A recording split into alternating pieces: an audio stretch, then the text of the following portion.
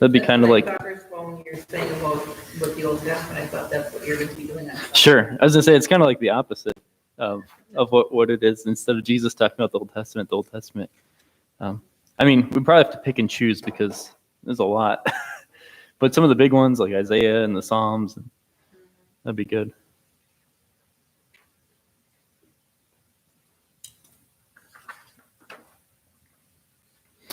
All right, well, we can go ahead and get started today. Why don't we'll start with prayer, and then I guess I could say, there's some significant introductory material just to talk about as we enter the last few chapters of Daniel. So I'll talk a little bit before we get into it. So why don't we start with prayer, ask God to bless our time together.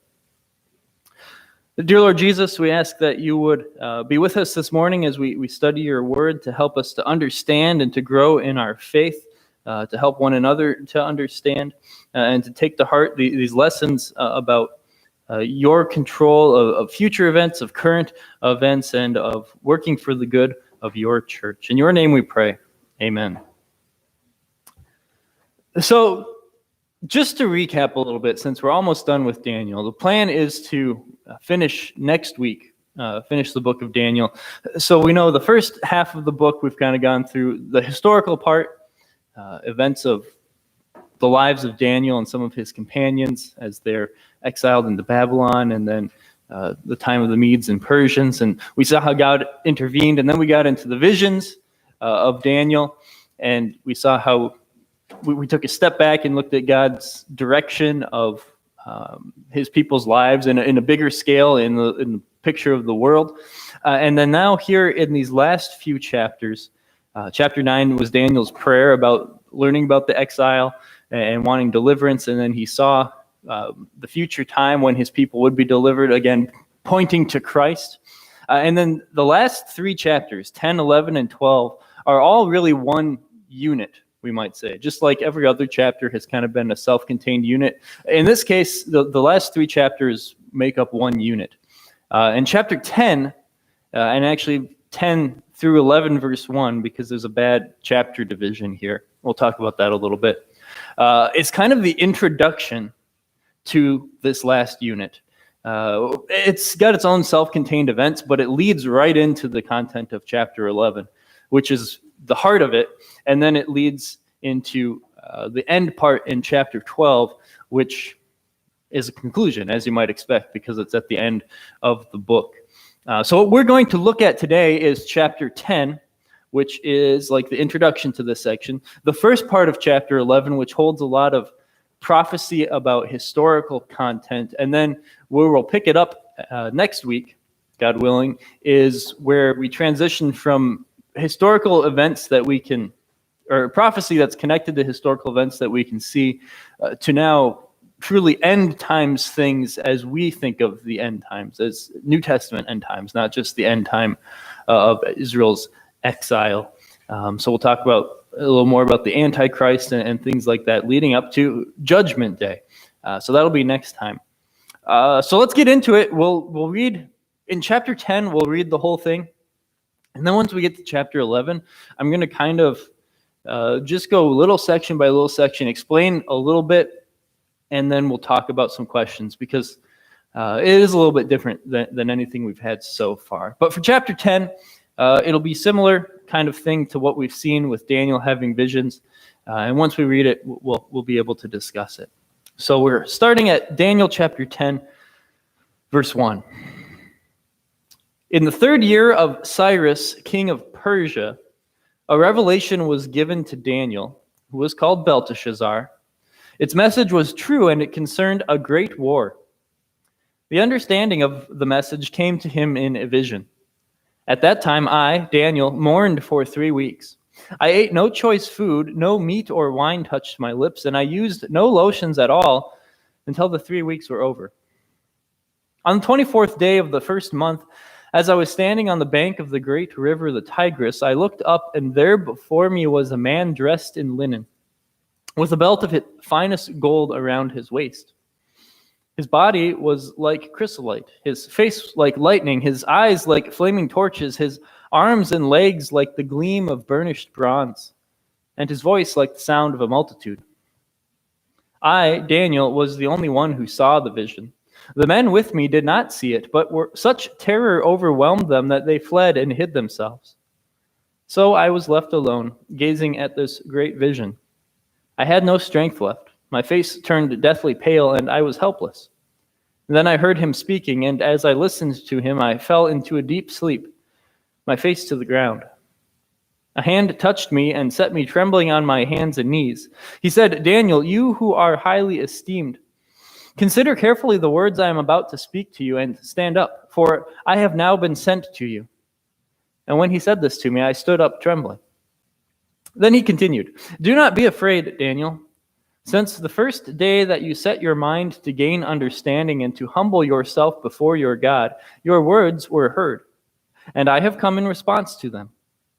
But the prince of the Persian kingdom resisted me 21 days. Then Michael, one of the chief princes, came to help me because I was detained there with the king of Persia. Now I have come to explain to you what will happen to your people in the future, for the vision concerns a time yet to come. While he was saying this to me, I bowed with my face toward the ground and was speechless. Then one who looked like a man touched my lips and I opened my mouth and began to speak. I said to the one standing before me, I am overcome with anguish because of the vision, my Lord, and I am helpless. How can I, your servant, talk with you, my Lord? My strength is gone and I can hardly breathe. Again, the one who looked like a man and touched me and gave me strength. Do not be afraid, O man highly esteemed, he said. Peace, be strong now. Be strong. When he spoke to me, I was strengthened and said, Speak, my Lord, since you have given me strength. So he said, Do you know why I have come to you? Soon I will return to fight against the prince of Persia, and when I go, the prince of Greece will come. But first I will tell you what is written in the book of truth. No one supports me against them except Michael, your prince. And in the first year of Darius the Mede, I took my stand to support and protect him.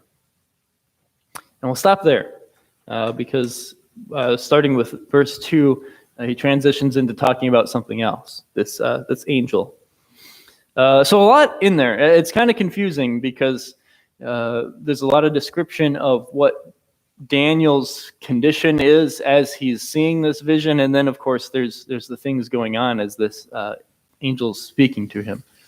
So first of all, let's start with some concrete facts that are a little bit easier to understand. What's significant about the date of this event? And you may not know all the background behind it, but what things can we say about it? What would you say is significant? It's the third year of Cyrus.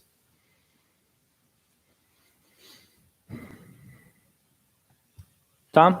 Well, according to the timetable I have, it's like 1 year before the first exile returned to Jerusalem, so we get close to the end of the exile. So the edict that Cyrus put out would have been in his first year. So yeah, we're dealing with a time period where the remnant is returning to Israel to rebuild the city of Jerusalem and rebuild the temple.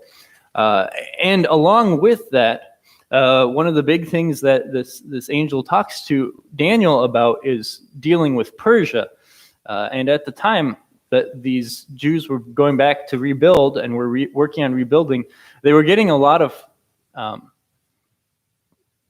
problems caused by the Samaritans, and a lot of their problems were being done through the court of Persia. So like this political interference and all this kind of stuff was being done there. So we see a little bit of that tying in.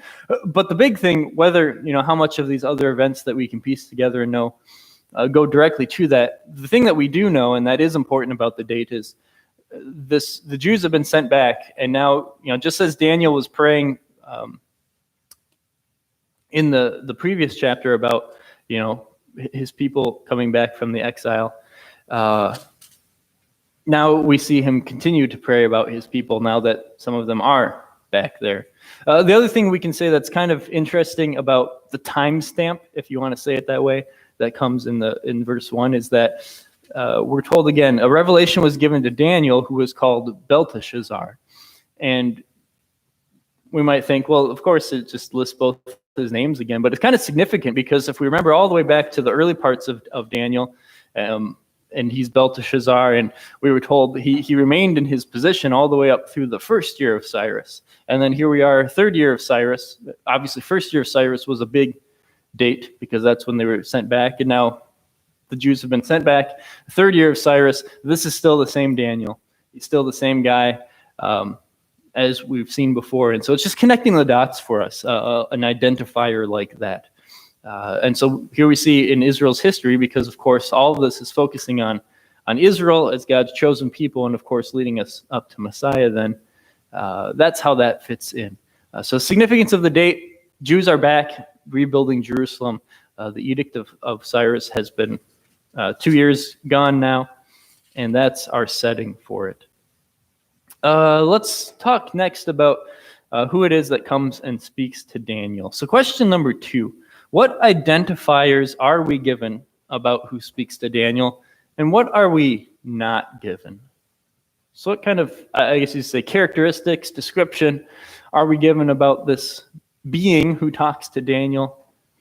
And where do we kind of have to limit what we say about who this is?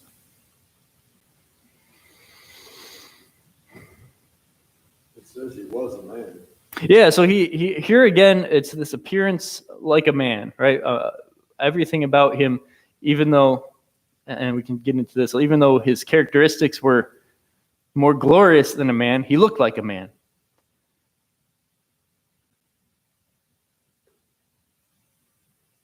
Any other things that you see about who it is that's talking to Daniel?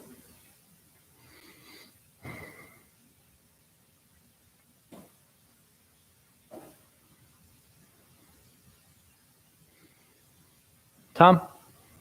Well, initially when you read that, you say, wait a minute, is that Christ, because there's some glorious aspects given to him. But that doesn't appear to be the case because we believe in Christ. Yeah. So that's kind of where the question is going.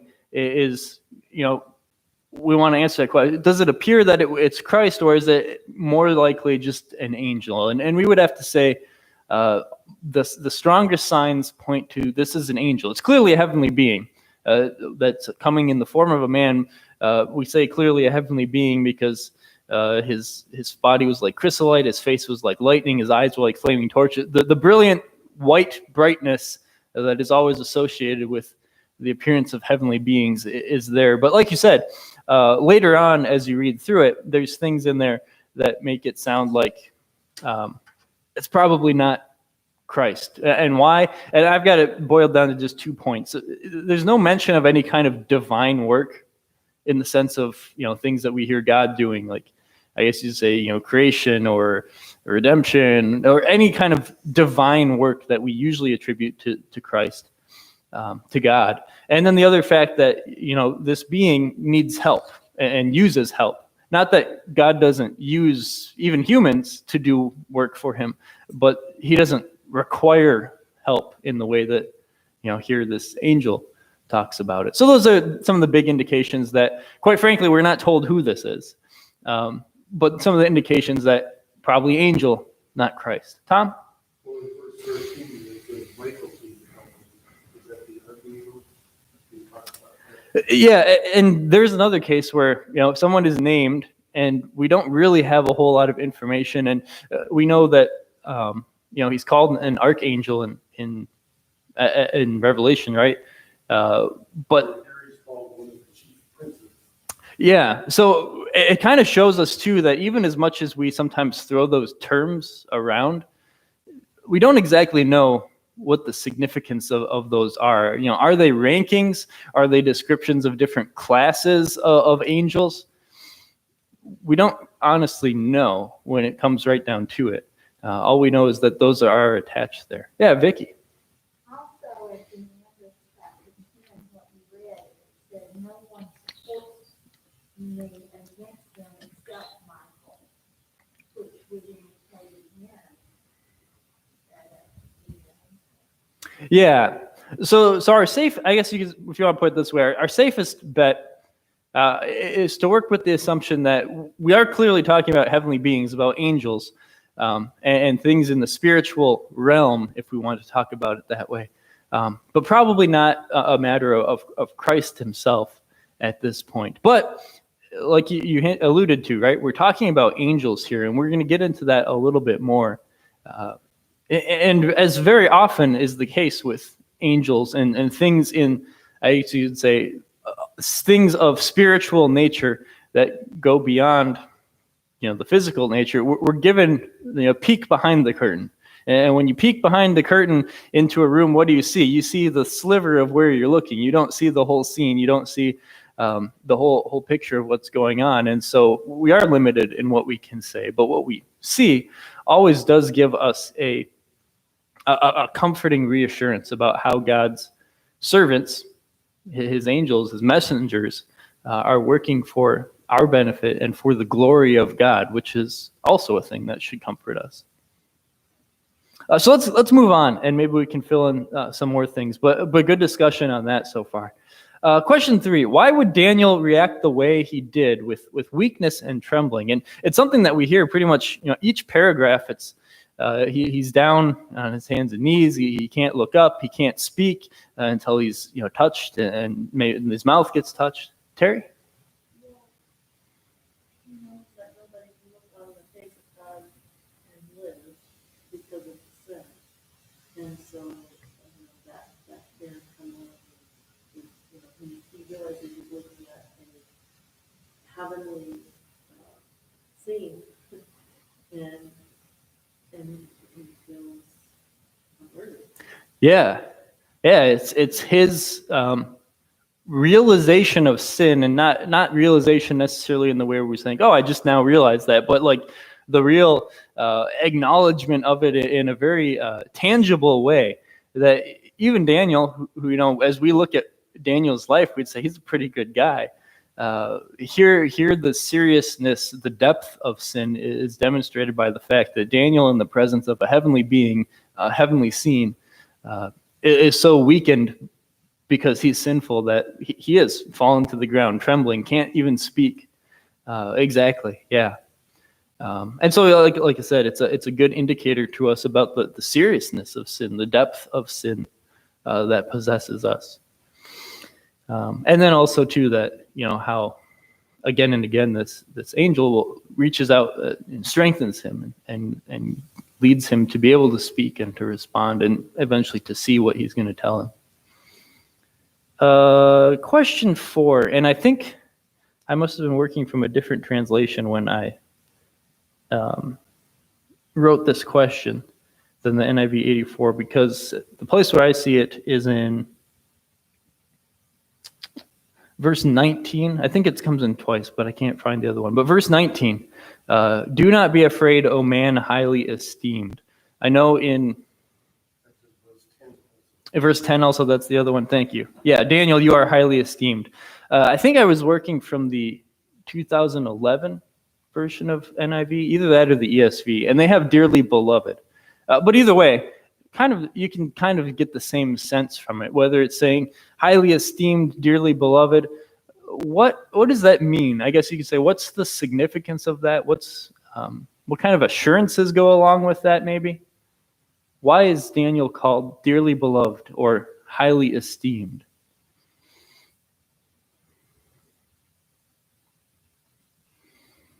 Venerable because he puts his faith into action.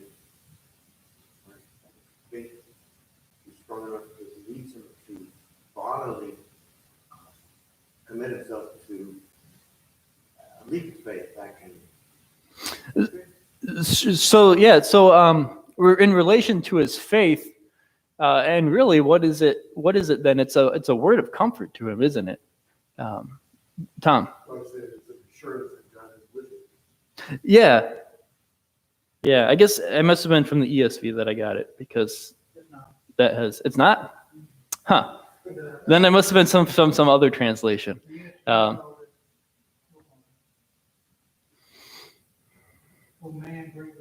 Greatly loved. Okay. Close to dearly beloved. Maybe it was from one of the commentaries I got it. But anyway, it's a comfort to him, isn't it? And it is, there's a connection to his faith. But when we remember where faith comes from, it's a gift of God.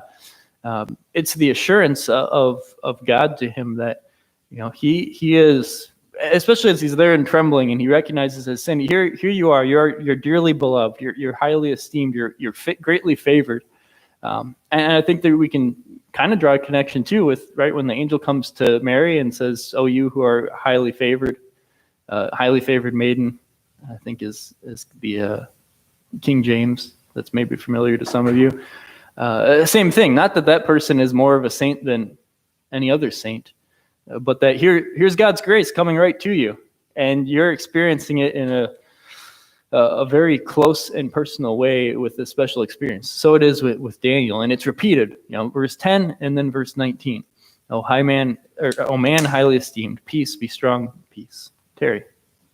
So if you thought that because of his works that he said that he was prideful or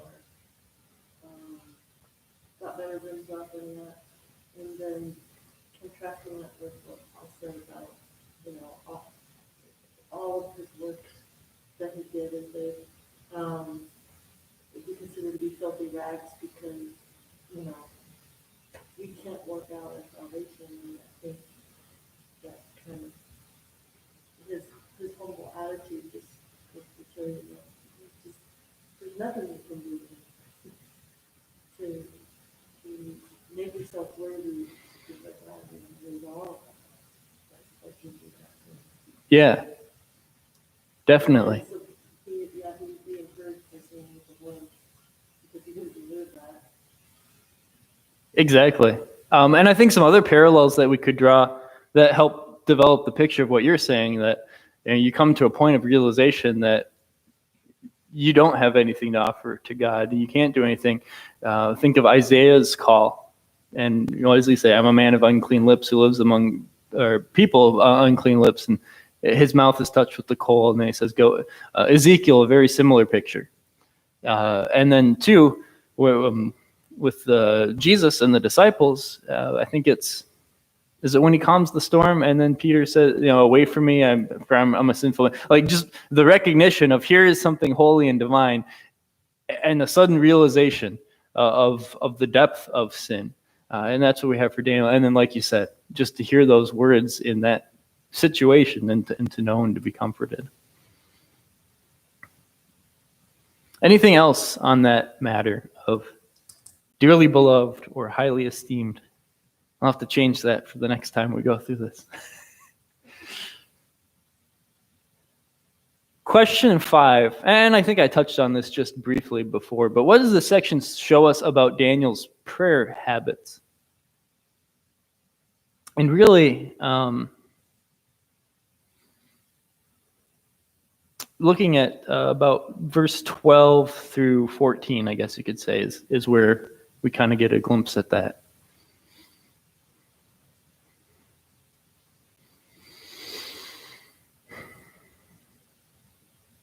Terry? So he was persistent, and he was looking for wisdom in regards to his vision, and so he prayed consistently, trying to answer it. Yeah. Right. And the point of this question, again, it should be obvious after what we were just discussing. It is not to point out Daniel as, here's this great man, or here's this example you have to live up to. But it kind of teaches us about the nature of prayer. Chapter 9, what was he praying about? He was praying about the exile. And now we know it's 3 years, much time has passed since then, and now it's 3 years after the Jews have been able to go back, and he's still praying about his people. So the consistency with that, continuing to pray for his people. And then, like you said, what is the nature of his prayer? He's humbling himself before God, and he's seeking understanding and wisdom. And like you said, in regard to his visions, especially because you can't understand them without interpretation to him. So more so than that, it lifts Daniel up as the example for us, which it does, quite frankly. But it teaches us about the nature of prayer, that it ought to be a constant thing because it's necessary. And that it's a thing that blesses us. And then also the nature of it. What do? We come to God humbly. Daniel spent his prayer in chapter 9, he put 3/4 of it confessing his sins, and then pleading to God for his mercy and understanding he'd gain wisdom from it. Tom? According to that you read in verse 2, it would suggest that Daniel often accompanied fasting with prayer. Yeah. So there were some outward things that helped him to focus on his praying, and you can read in Luther about I guess you could say the benefits of fasting and other externals kind of things, because people could have gotten the idea during the Reformation that since we're getting rid of so many externals, that all externals are bad.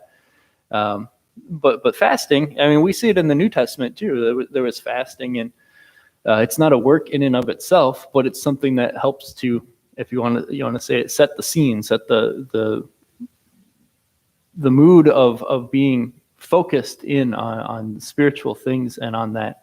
But it could equally, especially for us who aren't used to fasting, be a distraction, because how are you supposed to pray when now your stomach's grumbling? But he certainly used externals to help him focus on the thing which was important, which is a lesson that we can learn of, what kind of things do we need to do with externals to help us cut distractions, focus on what is important. Tom? I'm going to say, fasting, according to some doctors, who use it as a health test, it doesn't. And there's a place in Germany where they have a big facility, and specifically for treating people with controlled fasting. It has some remedial aspects to the body in terms of that. Sure. Some of those things, we dismiss as well, that was, for that night, we're using for us. Sometimes we need to think about that. Terry? There's an attitude and focus too with the fasting, because you could fast for the wrong reason, or like, I want to be empowered to whatever you think about. Mm-hmm. Instead of, and Jesus talked about how the Pharisees would go about and they obviously fasted. Right. And Jesus saying, go into your prayer corner by yourself, and the Lord sees you, between you and him, what you're doing, so you don't need those outward signs, but yet, as you say, it can help you focus on spiritual things. Yeah. Because it's not for anyone else. It's an outward thing, but it's not for outward show. It's, again, for you and God. Yeah. Tom? I think fasting is difficult for us because abundance of food we have. All we have to eat was a piece of bread and a fish once in a while. It would be much easier to give it up for a few days. Yeah. And too, I think there can sometimes be, not to get too much into it, but the true nature of what their fasting was like didn't necessarily mean they were going entire days without food. It was, the daytime period, and then, you cut it off when 6 p.m. came, and then you eat something respectable, and then go on. Just understanding how it goes. But probably any more on fasting, I think we've covered what we need for this point. It's definitely a topic worth diving into, and I know there's been seminary students who I don't know if they've written like their thesis on it, but they've talked about it. That'd be an interesting thing to just explore. Fasting in the Old Testament, in the New Testament, in the early church, and what applications would there be for a contemporary Christian? Terry? Is that how people got into what kind of came into? That's a little different, actually. I could say go watch the video that I did from whatever time it was last year, but I'll just run through it quick. I don't blame you. It comes more from the early Christian church, where they those who were becoming, I guess, going through catechism is what we might say, but they weren't necessarily all kids. There was a designated period of time leading up to Easter, which was when they would be confirmed and say, now you're a real member of the church. And part of that had to do with testing the genuineness so that they weren't like more or less spies who were like, now we found some Christians, we're going to round them up and kill them. No, this is someone who actually wants to be a part of the church.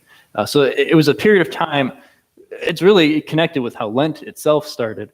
And some of the things that they would do were fasting. And so like the things we've talked about why fasting was connected with that. So there is a connection there, but more so the giving up for Lent thing, I would say just originates out of the early Christian church, with some ties to fasting and things like that. So a little bit of connection there.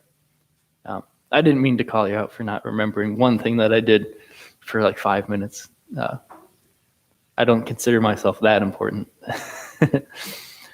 But let's move on, because I think it would be good for us to try to get through some more things today. And we can always come back to these matters. They come up enough. Question 6 is maybe the last difficult one that we're going to wrestle with here in chapter 10. Who is meant by the Prince of Persia? Well, what kind of thoughts do you have on who that might be talking about? And maybe not anybody specific, but what kind of person? Terry? Supernatural, so, the devil's, the hierarchy. Sure, a demon of some kind. Yeah. It would seem most indications that we're not talking about a person. I mean, there's a mention of king, but when we're talking Prince of Persia, that here's an angel talking about other angels and talking about spiritual things, that we're talking about a demon. And we know that the devil himself in the New Testament is called the Prince of this world. So it's a title that is appropriate's not the right word, but is one that we're familiar with that sort of thing. And yeah, like you said, all the indications would seem to point to that being, we're talking about demons. And so the follow-up then is question 7 to that. What does this discussion show us about world events? So this angel who's not named, who's talking to Daniel, says, I was resisted by the Prince of Persia. Michael, another angel, came to help him. And then at the end, he says he's going back, to continue struggling against him. So what kind of insight, I guess you could say, again, as we peek behind the curtain of spiritual things going on, does that give us about world events, history, current events, the future?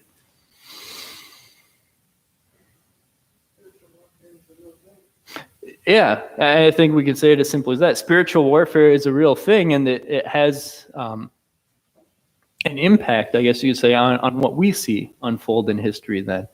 And so it's kind of, as we talk about these things, they're real. And we don't know to what extent or in what way they're going on, but we know that they are real and they're happening, and God's angels are doing their job as we're told what they do. They protect us. They work for God's glory, which is to say that they're working for the salvation or working according to the will of God, which is, that men would be saved. So it is kind of one of those things where we say, like, it'd be great to know a little bit more, but we're not told a whole lot. Other than that, we clearly see, God's messenger prevails. The Prince of Persian kingdom resisted me 21 days, came to help me, and so it's a kind of victorious thing. And then when we get it again in verse 20, it's not so much that, what he said earlier about resisted for this time and then overcame, and that's undone, but we see the attacks continue, right? Satan doesn't stop working. He's going to keep on fighting, even though he's fighting a losing battle. Tom? I was going to say it's a reminder that when we look at national and world events, there's a lot more going on behind the scenes than we're often aware of on both sides. God's protecting angels. Yeah. Warring against that. So it's always, I think it's helpful to know that there's a spiritual warfare going on that we don't often see. Mm-hmm. And as we see sometimes, the evil that goes on, obviously this is a great example too of the sinfulness of man, that even someone who looks pretty noble on the outside, like Daniel, recognizes his sinfulness to a great extent. And certainly, anyone who is sinful is capable of doing wicked things, but there's also the influence of the devil and the evil angels. So that helps to explain as well why there is the great evil that exists in the world. So it's a very interesting chapter, chapter 10, and really verse 1 of chapter 11. It's a place where, as one commentator said it, those who divided the chapters up are fallible humans. They don't always do the great job, but it would seem like they saw, in the first year of Darius, and every other chapter has kind of started with a time marker like that, and so they just said, that's where we'll cut it.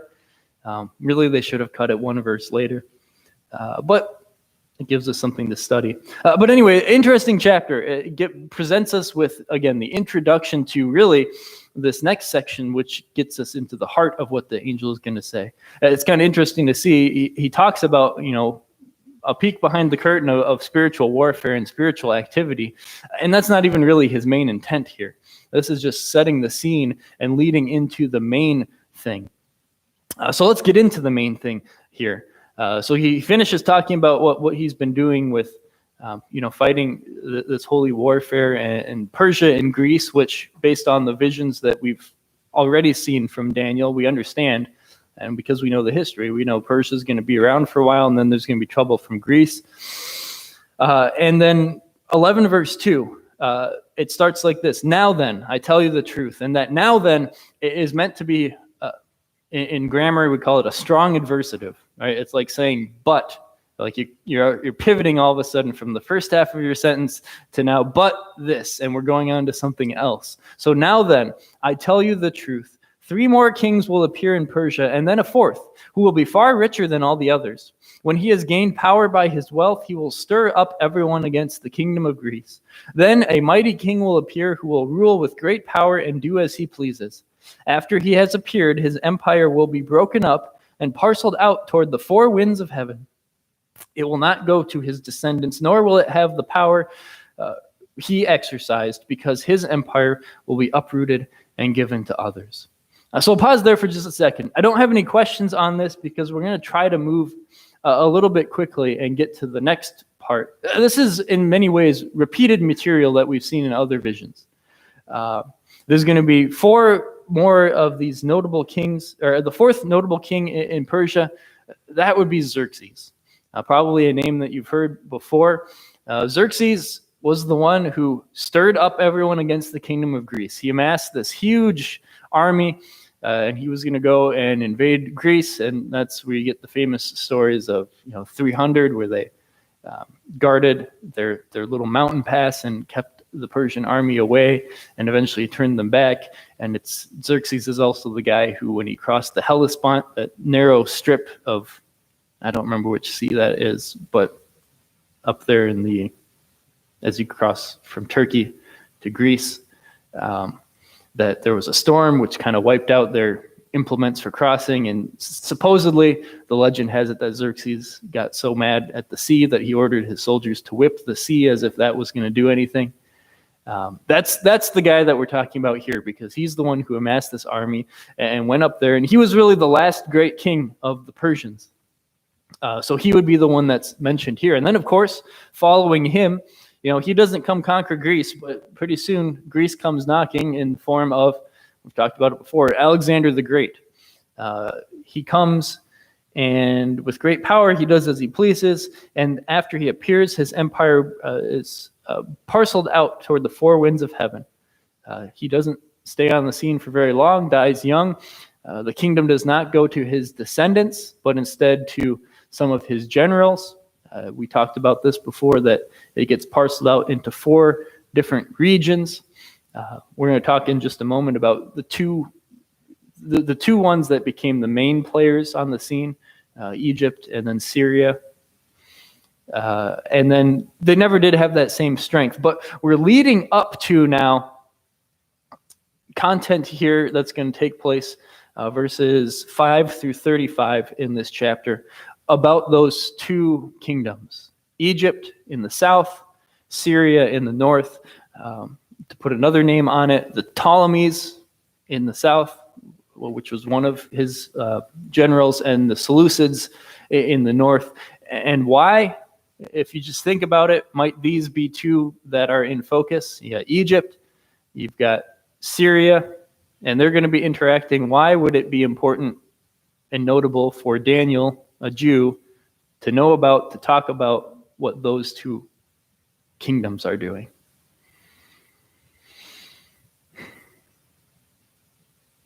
Little geography question. Where's Egypt? Where's Syria? What's in the middle of them? Yeah, Israel. And so we see that, we're getting world events again, and we're eventually going to get up to Christ and the end times. But for the time being, it's more of the revelation about what it's going to be like for those who have gone back to Israel. Because here are the two main players on the world stage right now in that area, and what they do is going to impact Israel. Syria in the north, you got Egypt in the south, and that's what we're going to read next. It is, quite frankly, a very detailed account of historical events, of course, in Daniel's case, things yet to come, that are going to not influence, but affect Israel and this remnant that has gone back. And remember, that's where we're at in this time. It's the third year of Cyrus. The remnant has gone back. They're rebuilding Jerusalem and the temple. And what is it going to be like now for those who are back, which Daniel has concern for, which he is praying for? Well, he gets a very detailed look at it. So let's read verses 5 through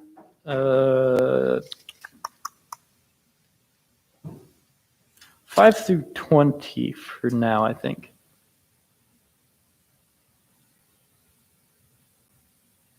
We'll see if that's where I want to stop. But let's go. There's a lot of detail in here. We're going to try to make sense of it with the help of the diagram that's on the back page after we read it. The king of the south will become strong. So we're starting off with, first of all, Ptolemy. But one of his commanders will become even stronger than he and will rule his own kingdom with great power.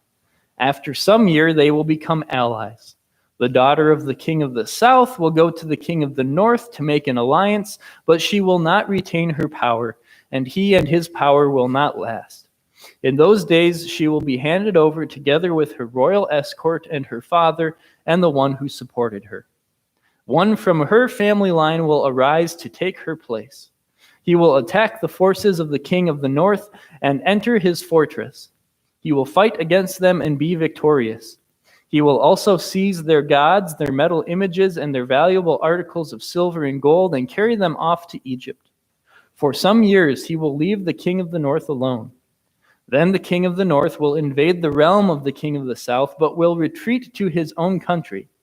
His sons will prepare for war and assemble a great army, which will sweep on like an irresistible flood and carry the battle as far as his fortress. Then the king of the south will march out in a rage and fight against the king of the north, who will raise a large army, but it will be defeated. When the army is carried off, the king of the south will be filled with pride and will slaughter many thousands, yet he will not remain triumphant. For the king of the north will muster another army, larger than the first, and after several years he will advance with a huge army fully equipped. In those times, many will rise against the king of the south. The violent men among your own people will rebel in fulfillment of the vision, but without success. I'll just pause there for a second. You see, right, this is addressed to Daniel.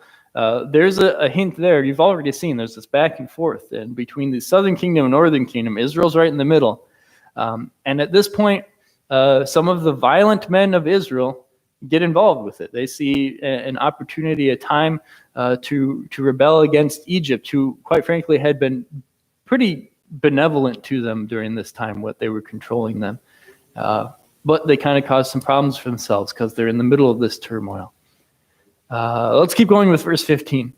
Then the king of the north will come and build up siege ramps and will capture a fortified city. The forces of the south will be powerless to resist. Even their best troops will not have the strength to stand. The invader will do as he pleases. No one will be able to stand against him. He will establish himself in the beautiful land and will have the power to destroy it.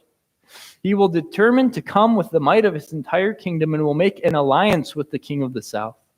And he will give him a daughter in marriage in order to overthrow the kingdom, but his plans will not succeed or help him.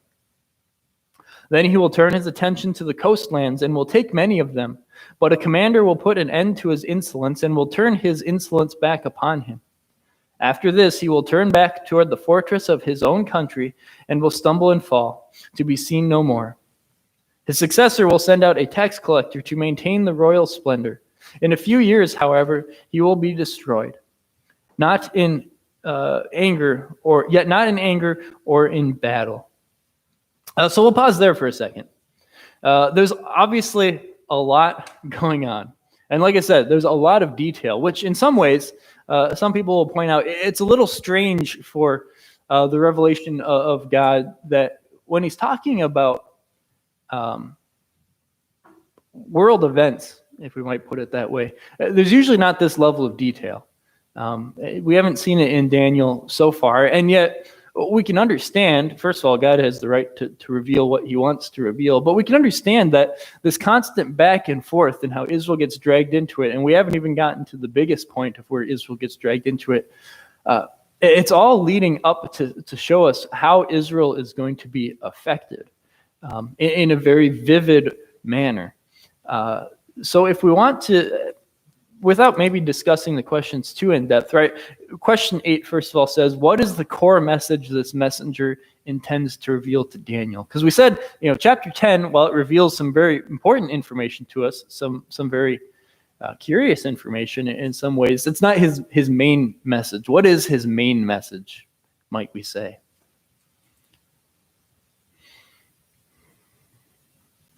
And maybe it's kind of an unfair question because we haven't read the whole thing, but if God's in control, he's aware of all the events, he's revealing this to you before you happen. yeah, once again, it shows us God's in control, and once again, taking our time frame and the picture of what we're looking at, here's his remnant gone back, and he's acknowledging, if we want to say it that way, he's telling you, I know what's going to happen to them, and that it's just because now they've gone back to Jerusalem doesn't mean it's going to be smooth sailing for them, but I haven't forgotten them. And we'll get to a point at the end of what we're reading today too, where he says, they'll have help, a little help, and there will be an appointed end time for it, which was something that we saw in a previous revelation too, right? There's an appointed end time for this, which was talking about the exile in that case. But yeah, the core of the message is not so much about what's going on in the world or this spiritual warfare that's going on. While it's important to know about, the core of the message is God's control over these events, that he's still sustaining Israel. And so question 9, a very similar question. What's the purpose of outlining these details of history yet to come? Really, I'd say what we've read so far is still leading up to the big point. We've heard Israel get involved a little bit, but once we start at 21 and read to where we'll stop for today, we're going to hear more about the infamous Antiochus Epiphanes, and Antiochus IV, who persecuted the Jews very heavily, who set up the altar to Zeus in the temple. And that's kind of the height of when it would look like, God, you've sent us back to Jerusalem just to get slaughtered here like we have been before. But there will be help for it. There will be an end time to that as well. So that's all these details are leading us up to that. I see Tom's hand, so we'll get to that. We'll do that first, and then we'll take a look a little bit at this diagram I've got printed on the back. So Tom. What do you think how we react to things?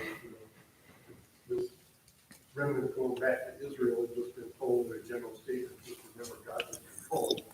Now, certainly, but all these details, if you're one of those people who have this access to prophecy, you can see these details coming true.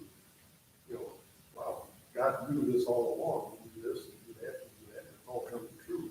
That's a real confidence builder. Yeah, well said. So let's take a little bit of a look at these details. So the diagram here that I have, there's credit given to it. It's from the commentary on Daniel, which is not one that I have, but it's also printed in the Lutheran Study Bible. So Lance has it back there. Just another reason why I do like that Bible. It's got some good diagrams in here. But the Ptolemies and the Seleucids. Of course, Ptolemies were those who were ruling in Egypt, Seleucids, that area of Syria. And we see how it starts off. And there's reference here to where these figures are related to what's going on in Daniel. And I won't try to break it all down because I probably won't remember everything that I read about how this fits. But you can kind of see, right? You get one leader and he was this guy, and then it goes on to the next, the descendant who takes over one way or the other. One of the big, or I could say two of the big things are these, political marriages that take place along the way. So the first one there, Berenice, who, right, the daughter from the south goes up to the north, but let's see that's verse 6, right? The daughter of the king of the south will go to the king of the north to make an alliance, but she will not retain her power. He and his power will not last. See, I already can't remember the details, but a couple people get killed there. And then eventually, any kind of alliance that was meant to be given through that just dissipates with the fact that it didn't work out for them. You go on a little bit further, right? Some of these guys get replaced. And you see this kind of the power shift between the south, between the north. And now you get a marriage of Cleopatra coming from the north down to the south. But rather than her being loyal to her father, Antiochus III, who sent her down there to get married, she remains loyal to her husband, Ptolemy. And rather than being an ally for Syria in the north and the Seleucids, she is an ally for the south, for her husband, loyal to there. So another case where there is a right, it does not work out for him is the way that Daniel, the prophecy in Daniel says it. But then we lead up eventually, like I said, the big figure that we're going to lead up to, because he has the biggest impact on Israel, is Antiochus IV Epiphanes.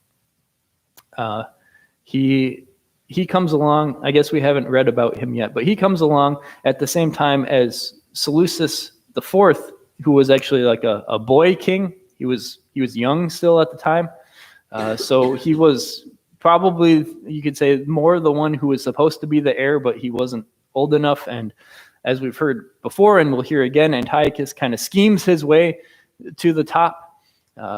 Some say he was actually the guardian for this boy king, and the boy king eventually gets murdered, but then Antiochus murders the murderer. So it's unclear as to history whether he was in on the plot or whether he was legitimately upset about it and just took care of it. But you see, there's all this political intrigue, all of this political back and forth and warring between nations and fight over this land. So it's kind of just an extended, drawn out, detailed description of how Israel's caught in the middle of this, and it's going to affect them. And like Tom said for us before, right, the confidence that comes from those who would hear God's words and say, God knows even the details of what's going on here, and we can piece it together. And we could piece it together further if that was our main goal here.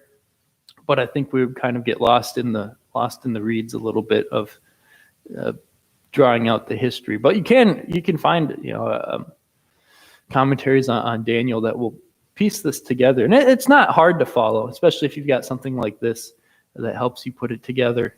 But at the very least, you can look at the verse references and say, one from her family line will arise to take her place. Okay, we're talking about this other Ptolemy who comes in here, and at least put a name to it that goes to history, and you can see how that works out. But we won't, unless there's a specific question, we won't get into that anymore. We'll move on to Antiochus here. So no questions. Let's start reading at verse 21, where we get to Antiochus. And like I said, we'll go up to 35, because that kind of, verse 35 is where we kind of we're done talking about Antiochus. We're actually looking forward to end times events then, with a little bit of a look toward the Antichrist as kind of typified in Antiochus. But we'll get to that next week. But let's start reading at verse 21. He will be succeeded by a contemptible person who has not been given the honor of royalty. That fits Antiochus because he wasn't really supposed to be a royal. He will invade the kingdom when its people feel secure, and he will seize it through intrigue. Something else that we mentioned. Then an overwhelming army will be swept away before him. Both it and a prince of the covenant will be destroyed. An interesting detail too, right? A prince of the covenant. Anytime we're talking about covenant language, we got to be talking about Israel.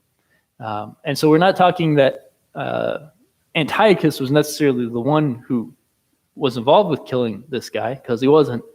But this was the time when I believe his name was Onias or Onias was the high priest, and he was killed. And it happened during this time frame. So we see again, Israel's getting dragged into these conflicts. Verse 23. After coming to an agreement with him, talking about the southern people, he will act deceitfully, and with only a few people he will rise to power. When the richest provinces feel secure, he will invade them and achieve what neither his fathers nor his forefathers did. He will distribute plunder, loot, and wealth among his followers.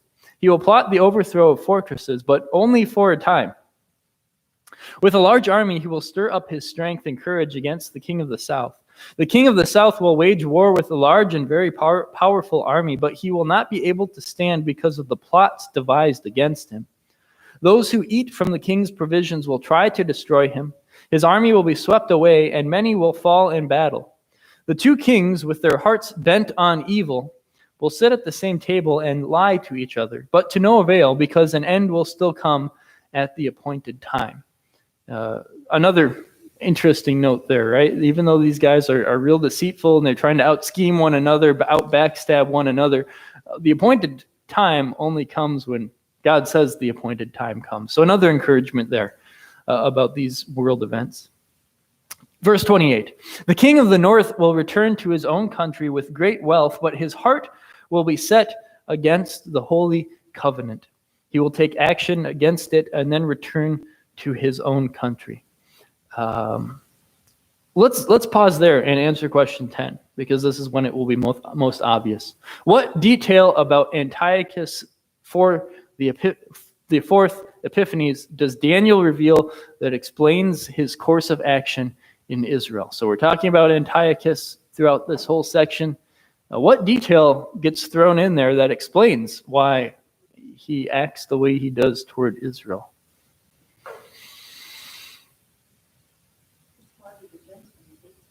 Yeah, it's not just a matter of they're there, so they get the brunt of it, or that at one point when he does kind of fail against Egypt, he gets mad and takes out his anger on a lesser opponent. His heart was set against them. Where it came from, we're not told, but we're told the fact that his heart was against him. So there was a real driving force as to why he did the things that he did. And we'll hear about some of those as we continue on here. So let's pick it up again, verse 29. At the appointed time, he will invade the south again, but this time the outcome will be different from what it was before. Ships of the western coastlands will oppose him, and he will lose heart. Then he will turn back and vent his fury against the Holy Covenant. So once again, it's not just a matter of he lost this other battle, so he goes back to Israel, but we've already been prepped to say his heart is against them. He will return and show favor to those who forsake the Holy Covenant. So we see also, again, Israel, those who have lost their faithfulness, and we'll talk about it with the last question, spiritually, there's going to be some division there. A couple notes also just to say, this event in 29 through 30, probably talking about when he went down and was trying to take over Alexandria in Egypt, and then actually the Romans come. Those ships of western coastlands would be referenced to some Roman generals coming out. And so Antiochus, knowing the growing power in Rome at this time, would have, he pretty much had to go away and be like, okay, I'm not going to take this because Rome is coming and they're not somebody that I want to deal with. So another insight how, on the world stage, there can be a lot of things going on, more so than maybe we can even grasp at one time, and yet God has his purpose that's cutting right through it in the middle, talking about his people. Let's see. So more on Antiochus with Israel, right? He's venting his fury. Pick it up at verse 31. His armed forces will rise up to desecrate the temple fortress and will abolish the daily sacrifice. Then they will set up the abomination that causes desolation. With flattery, he will corrupt those who have violated the covenant, but the people who know their God will firmly resist him. Those who are wise will instruct many, though for a time they will fall by the sword or be burned or captured or plundered. When they fall, they will receive a little help, and many who are not sincere will join them. Some of the wise will stumble so that they may be refined, purified, and made spotless until the time of the end, for it will still come at the appointed time. So the last question that we want to discuss today is what will the condition, I guess for us what was, but as Daniel looks forward, what will the condition of Israel be like during this time, specifically the time of Antiochus, especially in terms of spiritual condition? What things do you pick out there in those last few verses? There will be those that remain strong, but a lot will fall away. Yeah, so there's going to be a division, especially, you kind of see some, if you want to say it this way, they sell out for the easy route, but there will be a faithful group yet.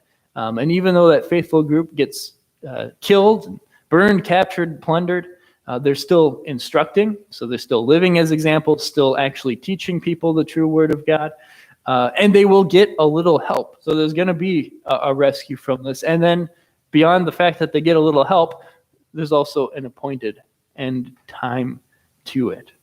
Tom? There's also a warning that they will receive a little help, and many who are not sincere will join them. Now, warning against the wolves in sheep's clothing, false prophets, even among the church. In this case, the covenant Israel. Yeah, I mean, there is some of that in there, that right. Not everyone who's involved with that is going to be a true believer, and that part there of a little help is something to look at too, and maybe not to make too big of a deal of, but this is the time of the Maccabees, who resisted and did have some success against Antiochus, and one of the commentators said, and I think we want to be careful about it, but it is notable. It's just called a little help, right? It's not their deliverance. It's not their salvation. It's a little help. And so this event, which for Jewish people in their history has become this massive thing, right? Hanukkah and the Maccabees and I forget all their names of some of those notable figures are a big deal. Almost to the point because they reject Christ, that it clouds out the coming of Messiah. And so the one commentator made a good point that it's called a little help because while it's important for the people and it's true help and it's going to be a hard situation and God's giving them deliverance, it's not the deliverance. It's not Messiah's deliverance. And so this prophecy thus far does not take us up to Messiah. It's talking about things in the intermediate time leading up to Messiah. And so while there's encouragement for the people who are going to be living at that out as their reality, they shouldn't see it as the culmination of their the greatest thing that can happen for them, that they were able to drive out this horrible stuff that was going on.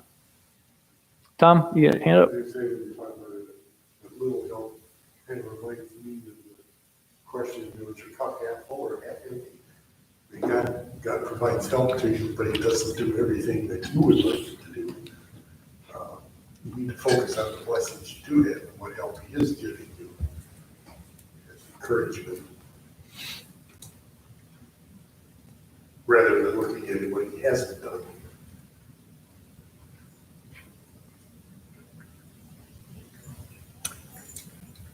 So as we end here, before saving for next time the things that are going to go beyond just the time of Antiochus and this time in Israel's history too, like I said, true end times things. We leave understanding that it's not going to be an easy road for Israel. And that spiritually there are going to be those who are falling away, but nonetheless, God's preserving a remnant throughout all of it. And I think we've already said it pretty clearly what the themes here are. It's still God's control. It's the fact that God is well aware of the things that are going on, so much so that he knows these details before they are happening, and he's going to sustain his people through it. And it's an answer to Daniel's prayers as well, right? Here's how God is going to take care of his people through all of it. Terry? I just had a comment about verse 1. I know that went on the page, but where it talks about the angel said, "I took my stand to support and protect Darius the Mede," Mm-hmm. is, I think, a call for us even to be praying for our leaders, not just the church, but also our nation's leaders, because, God is in control, but again, there's spiritual warfare going on, and, God directs the flow of what happens in the world as he sees fit. I mean, he's in control, so. But I think it's really important to pray for our leaders. And then this shows us that there's, there is spiritual protection. Yeah. When we pray. Definitely, and even I guess you could say someone not a Jew and maybe didn't show. Darius gets portrayed fairly favorably in Daniel, but nonetheless not someone that you're looking at and say, here's this godly man, and yet God is leading him in his leadership. So certainly, yeah, I guess you could say it's the way that like Romans 12 tells us about, or Romans 14. The respecting your government and praying for the government and everything kind of outlines it in a legal and didactic way. Teach you, here's an example of seeing how it plays out. One alternative is that the demons are running around influencing your leaders. The other alternative is that the angels are there defending against them, supporting them. So, yeah, a good thing, man. Anything else? We covered a lot of ground today, and some of it's kind of confusing, and in some ways, it kind of an unsatisfying resolution because we stopped in the middle of things.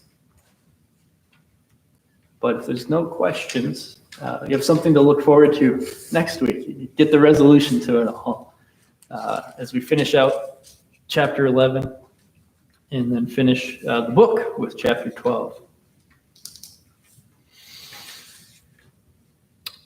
Let's close with prayer then.